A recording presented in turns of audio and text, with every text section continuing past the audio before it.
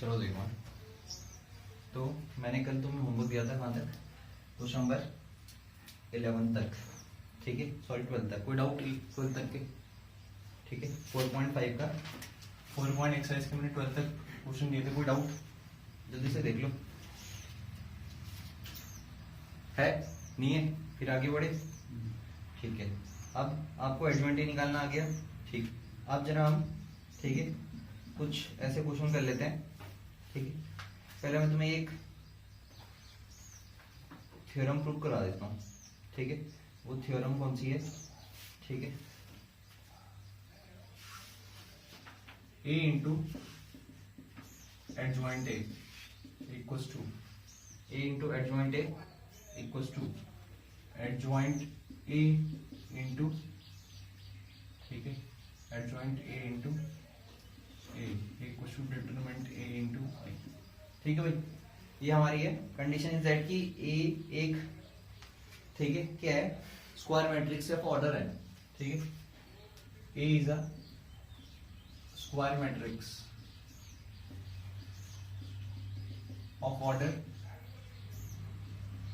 N का मतलब अगर 2 into 2 भी हो सकती है, 3 into 3 भी हो सकती है, ठीक है। तो ये हमें प्रूव करना है,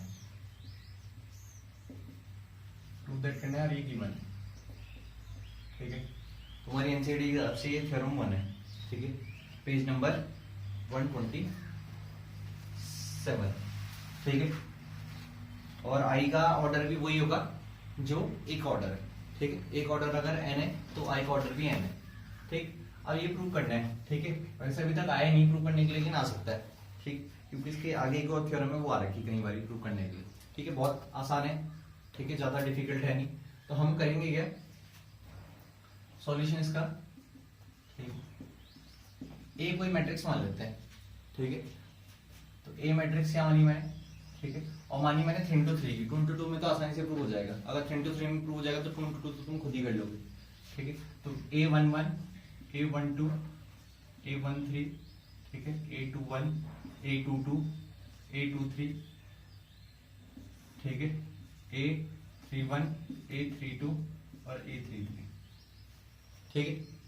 अब ठीक है, मैं इसके तुम क्या निकाल दोगे अब, ठीक है, क्योंकि एडजॉइंट ए निकालना है, क्या निकालना है, एडजॉइंट ए। एडजॉइंट ए निकालने के लिए करना क्या पड़ेगा, कोफैक्टर करना पड़ेगा, क्या करना पड़ेगा, कोफैक्टर करना पड़ेगा, ठीक है। तो मैं क्या कर रहा हूँ, कोफैक्टर नहीं कर रहा हूँ, मैंने तुम्हें कल इससे पहले वाली एक्सरसाइज में अगर तुम ध्यान से वीडियो देखोगे तो तुम्हें समझ में आएगा, नहीं तो फिर नहीं आएगा, ठीक है। तो मतलब हाँ, मैंने तुम्हें क्या बताया था, कुछ जरा ध्यान से सुनना। अगर ये कोई डिटरमिनेंट है मान के चलो, ठीक है, 2 3 4 5 6 7, ठीक है, 4 2 4 1, ये कोई डिटरमिनेंट है, ठीक है, मतलब डिटरमिनेंट बना देते हैं, ठीक, ये हमारा कोई डिटरमिनेंट है, और इस डिटरमिनेंट का, ठीक है, अगर हमने इस रो के कोफैक्टर निकाल दिए, ठीक है, या इस रो के अराउंड इस रो के जो एलिमेंट है 2 3 4, ठीक है, इस रो के एलिमेंट की मल्टीप्लाई मैंने दूसरी बची हुई 2 रो के किसी भी एक रो के साथ के कोफैक्टर के साथ करा दी, जैसे ये एलिमेंट ली मैंने फर्स्ट रो के, अब इन एलिमेंट्स की मल्टीप्लाई मैंने सेकंड रो के कोफैक्टर के साथ करा दी, क्या करा दी, सेकंड रो के कोफैक्टर के साथ करा दी, मतलब इसके कोफैक्टर के साथ। तो इसकी पोजीशन क्या है, ठीक है, इसकी पोजीशन है 821 का मतलब 5 का कोफैक्टर जो होगा, प्लस इसके साथ 6 की कोफैक्टर करा दी, तो ये 822 प्लस ये हो जाएगा 823।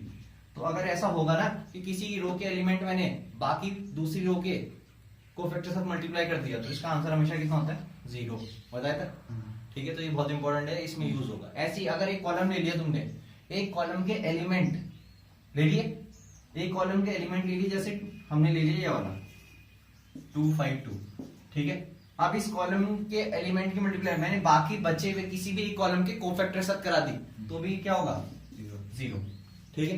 तो बस जिसे ये प्रॉपर्टी आती है उसे ये प्रूव हो जाएगा, जिसे नहीं आएगी तो वो कंफ्यूज रहेगा कि होगा, ठीक है। और ये बहुत इंपॉर्टेंट प्रॉपर्टी है, ठीक है। और मैंने कल बोला भी था क्या, इसे सर्कल कर देना, पेज नंबर ही बताया था कल, ठीक। अब जरा ध्यान सुनना, क्योंकि मैं अब इसके कोफैक्टर निकालूंगा, क्योंकि इसके कोफैक्टर तो बहुत बड़े निकल जाएंगे, फिर मैं ये कंसेप्ट यूज करूंगा। तो पहले मैं क्या कर रहा हूं, देखो, ए, ठीक है, इंटू एडजॉइंट ए, बस एक ही निकाल देता हूँ, ए इंटू एडजॉइंट ए, ठीक है, ये काफी है, ठीक है। जैसे मैं ए इंटू एडजॉइंट ए निकालूंगा वैसे एडजॉइंट ए इंटू ए निकाल देना, ठीक है, सिंपल सी बात। तो मतलब मैं ए इंटू एडजॉइंट ए को कितना लेके आ जाऊंगा, ये लेके आ जाऊंगा, ठीक है, बाकी ये तुम खुद लेके आ जाना, कोई बड़ी बात नहीं, ठीक। अब ए का मतलब हो गया ये, सही बात है, अरे सही है। और मैं यहाँ पे ना एडजॉइंट ए लिख देता हूँ, पहले क्या लिख देता हूँ, एडजॉइंट ए। तो एडजॉइंट ए मैं पता है कैसे लिख रहा हूँ, एडजॉइंट ए मैं निकाल नहीं रहा हूँ, मैं सिंपल क्या लिख रहा हूँ, कैपिटल में A11, समझ में आया, इसका यही तो होगा। अब A11 होगा क्या इसे सॉल्व करके, वो हमें चाहिए नहीं, ठीक है, क्यों नहीं चाहिए वो तुम्हें समझ में आ गया, ये इसका कोफैक्टर ही निकलेगा। और ध्यान में रखना है ये निकलेंगे ना कोफैक्टर, लेकिन इसका तो ट्रांसपोज चाहिए हमें, अरे चाहिए ना, एडजॉइंट ए तो कोफैक्टर्स का ट्रांसपोज होता है, तो A12 यहाँ आएगा और यहाँ क्या आएगा A13, समझ रहे, कोफैक्टर तो यही होंगे लेकिन उनका ट्रांसपोज चाहिए होता है हमें, ठीक है, A21, A22, A23, A31, अरे कैपिटल का मतलब सारे कोफैक्टर हैं, सही बात है। अब मुझे क्या चाहिए, A इंटू एडजॉइंट है, ये 3 इंटू 3 है, ये 3 इंटू 3 है, मल्टीप्लिकेशन इज पॉसिबल, ठीक है। तो A इंटू एडजॉइंट है, जरा ध्यान सुनना, A into adjoint A equals to, ठीक है, अब जरा ध्यान से सुनना, ठीक है। अब ये बताओ, ये पहला क्या है, ठीक है, पहली रो है। अब पहली रो की मल्टीप्लाई मैंने किसके साथ करा दी, पहली रो की मल्टीप्लाई इसी के साथ तो होगी, ये इंटू ये होगा। तो बताओ, तुम्हें खुद पता है, ठीक है, कल तुमने एक चीज पढ़ी थी, मैं यहाँ पे बता रहा हूँ, तो जब मल्टीप्लाई करोगे तो कितना आ जाएगा, A11, अरे आ जाएगा, और यहाँ पे क्या आ जाएगा, कैपिटल A11, फिर यहाँ पे क्या आ जाएगा, A12 और कैपिटल A12, फिर A13 और कैपिटल A13, अरे आएगा, इसकी मल्टीप्लाई, ठीक है, इसकी मल्टीप्लाई इसके साथ, इसकी मल्टीप्लाई इसके साथ, इसकी मल्टीप्लाई इसके साथ होगी। सिर्फ ये अभी पहला एलिमेंट आया, क्या आया, पहला एलिमेंट। फिर आप बताओ ये क्या थी, हमारी फर्स्ट रो, ठीक है। अब ये फर्स्ट रो थी, अब इस फर्स्ट रो की मल्टीप्लाई फिर इसके साथ भी होगी। अब ये हमारे थे क्या, ये तीनों थे क्या, ये तीनों थे हमारे सेकंड रो के कोफैक्टर। तो मैंने तुम्हें बताया कि अगर किसी भी रो के एलिमेंट मैंने दूसरी रो के कोफैक्टर के साथ मल्टीप्लाई कराया है तो आंसर 0 होगा। तो ये देख लो, ये हमारी पहली रो है और ये क्या थे हमारे दूसरी रो के कोफैक्टर थे ना, ये दूसरी रो के कोफैक्टर तो देखो A21, A22, A23, तो इसका मतलब ये इंटू ये कितना आ जाएगा 0, समझ में आ रहा है कैसे, ठीक है। ऐसी फिर ये थर्ड रो थी, सॉरी ये फर्स्ट रो है और ये थर्ड कॉलम है। तो जब मैं फर्स्ट रो के एलिमेंट की मल्टीप्लाई, ये क्या, ये है अभी कॉलम, लेकिन ये एक्चुअल में है क्या, थर्ड रो के कोफैक्टर है, देख लो A31, A32, A33। तो तुम्हें बताओ, किसी रो के एलिमेंट की मल्टीप्लाई मैंने किसी दूसरी रो के कोफैक्टर के साथ कराई थी, तो आंसर क्या होगा 0। अरे समझ रहे, ठीक है, ध्यान से समझना है, ठीक है भाई। अब ये एक्चुअली कुछ है नहीं, ये पता है क्या है, ये कल तुम्हारा MCQ था आखिरी, अगर तुम्हें ध्यान हो तो, ठीक है। अब ध्यान से देखेंगे तो बहुत कुछ समझ में आएगा। 5th MCQ कराया था कल, देख लो 5th MCQ देखो कल का, 4.4 का 5th MCQ, ठीक है। तो क्या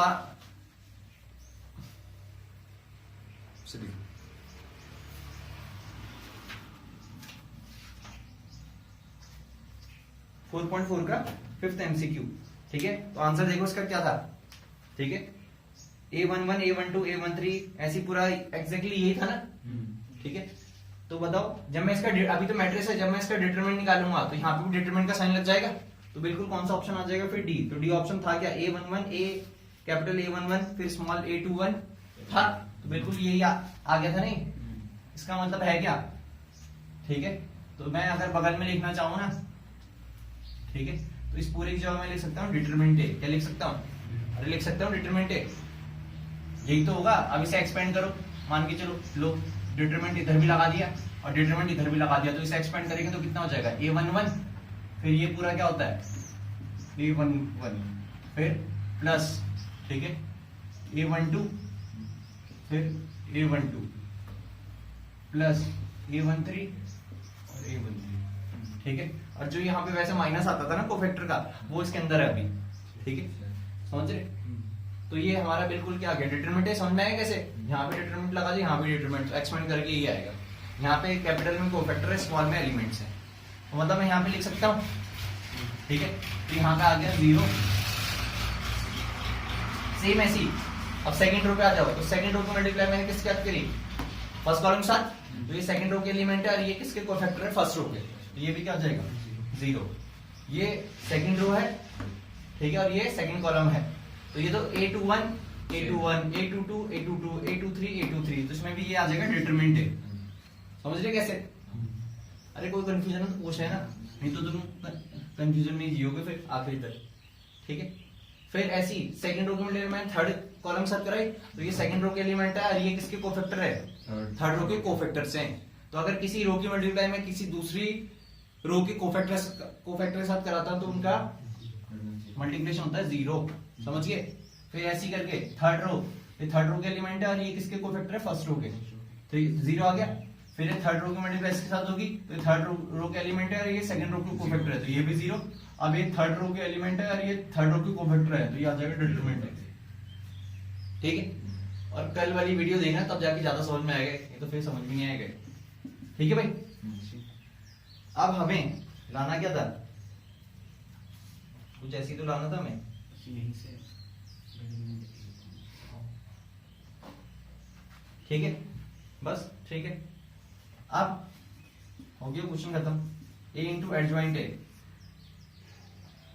ठीक है भाई। मैट्रिसेस में मैंने तुम्हें सिखाया था कि अगर कुछ भी कॉमन लेना तो सबसे कॉमन लेना पड़ेगा, तो यहां से मैं कॉमन ले लूंगा डिटरमिनेंट है, क्या ले लूंगा, तो डिटरमिनेंट है यहां से कॉमन लिया, तो सब जगह से आ गया डिटरमिनेंट कॉमन, 0 से तो कॉमन ले सकते हैं, कॉमन लेने का होता है डिवाइड होता है, ठीक है। तो यहाँ पे आ जाएगा आपका क्या 1 0 0 0 1 0 0 0 1, ठीक है।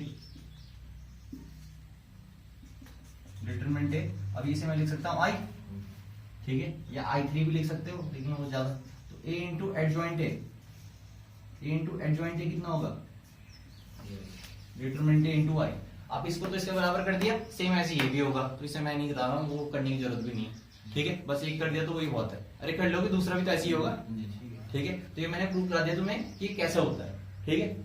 अब हम इसकी क्या करेंगे, अब ये याद रखना MCQ में डायरेक्टली रिजल्ट पूछा जाता है कई बार, ठीक है, फिल इन द ब्लैंक्स में, ठीक है, ठीक है, क्योंकि अब एक ही मार्क्स से क्वेश्चन आते हैं। अब क्या है, पहले ना इतना इंपॉर्टेंस नहीं था इनका, ठीक है, एक ही मार्क्स से 4 क्वेश्चन आते थे, 4 में क्या होता था, छोड़ो यार, ठीक है, 2 तो हम कर ही लेंगे, ठीक है। लेकिन अब ये है कि एक मार्क्स से 20 क्वेश्चन आते हैं, अब वो छोटी छोटी चीजें पूछते हैं, ठीक है। पहले बिल्कुल मैंने कभी इसका प्रूव नहीं कराया, ठीक है, क्योंकि पहले इसका इतना इंपॉर्टेंस नहीं था, पिछले साल से पहले, ठीक है। तब हम ज्यादा बड़े क्वेश्चन पे क्या रखते थे, फोकस रखते थे, 6 मार्क्स, ठीक है, 4 मार्क्स। अब 6 मार्क्स से क्वेश्चन कम हो गए, ठीक है, तो अब क्या है, छोटी छोटी चीजों पे तुम्हें ज्यादा ध्यान रखना है, तो इस पे बेस जरूरी नहीं कि थ्योरम आए, क्वेश्चन भी आ सकता है, ठीक है। तो ये मैं तुम्हें ढंग से समझा दिया, ठीक है। और इसमें कंसेप्ट ध्यान रखना, अगर किसी भी रो की मल्टीप्लाई में बाकी दूसरी रो के कोफैक्टर साथ कराता हूं तो 0 होगा, ऐसी कॉलम के साथ भी होगा, किसी भी कॉलम के एलिमेंट की मल्टीप्लाई मैं दूसरी रो के दूसरे कॉलम के कोफैक्टर साथ कराता हूं तो आंसर 0 होगा, ठीक है। ये बहुत बेसिक प्रॉपर्टी है, ठीक है, जो कि तुम्हें याद रखनी है, ठीक है। ये करो, इसके बाद ठीक है फिर मैं 1-2 प्रूफ और कराऊंगा, ठीक है। तो ये जरा ध्यान से देख लेना, ठीक है। अब हम करते हैं, ठीक है, कुछ 1-2 नई चीज सीखते हैं।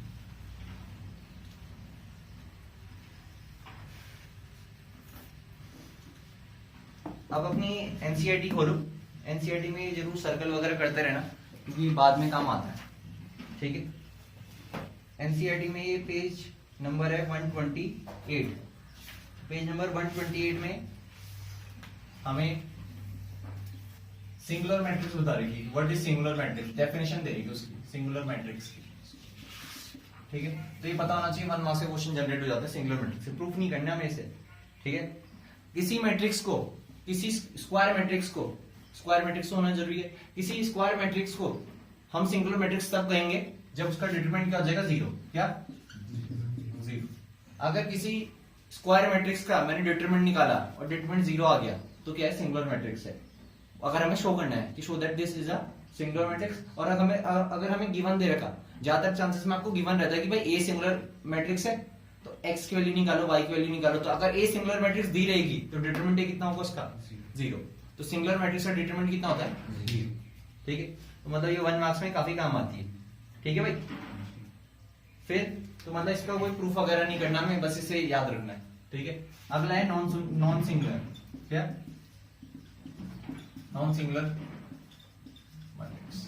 तो नॉन सिंगुलर मैट्रिक्स इसके अपोजिट हो जाएगी, डिटरमिनेंट क्या नहीं होगा, जीरो के बराबर नहीं होगा। तो जब डिटरमिनेंट जीरो के बराबर नहीं होगा तो नॉन सिंगुलर मैट्रिक्स। ठीक है, ये ज्यादा पूछी जाती है। ठीक है, ये आगे तुम्हारे 4.6 में हल्की सी यूज आएगी कि लैंग्वेज में कि ये नॉन सिंगुलर मैट्रिक्स है। तो नॉन सिंगुलर मैट्रिक्स का मतलब समझ जाना कि डिटरमिनेंट जीरो नहीं। ठीक है,